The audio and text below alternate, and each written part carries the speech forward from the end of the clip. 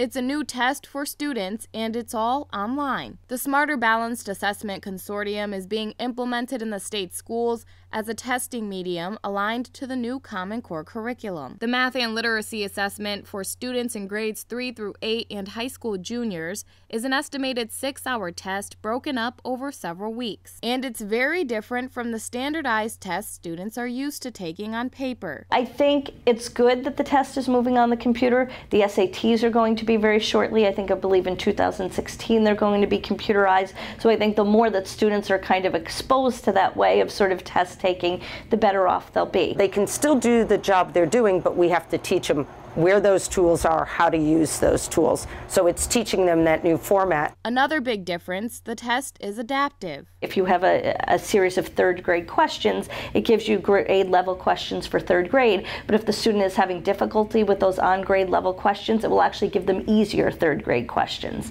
Likewise, if they're going through the test with a lot of ease, it will actually adapt and give them harder questions, so that each child really has a test that sort of helps them work at their optimal level, so we can really figure out what kids know, not just that they don't know this. There's also no time limit. Unlike the prior CMTs where you had 40 minutes or 60 minutes, close your book, you're either finished or not, that's it.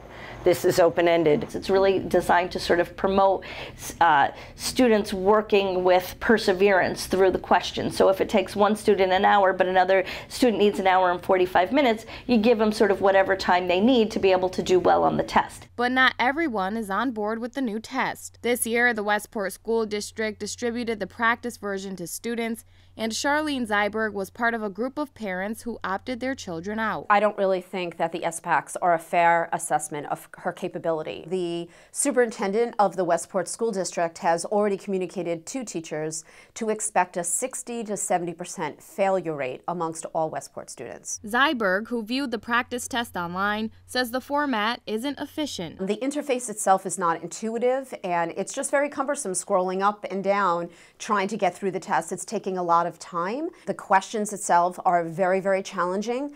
They're very hard. Most of the content the children haven't even learned in classes yet. Zyberg also says the lack of an official opt-out process is concerning. There's no provision in the state statute for students to actually be able to opt out.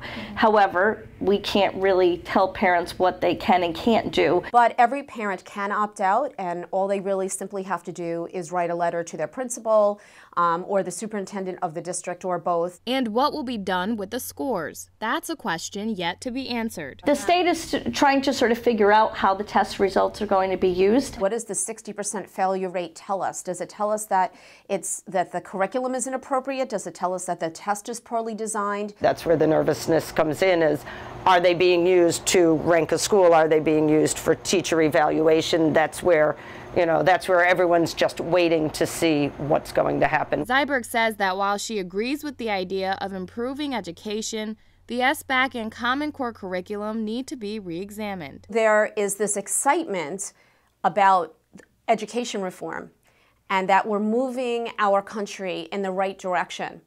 And I think that philosophically that is true, but in its implementation, in its design and its implementation, the Common Core curriculum just simply falls short. Stamford Public Schools will start testing Monday. To find out more about the test, visit smarterbalanced.org. Reporting for It's Relevant News, I'm Samantha McKelvey.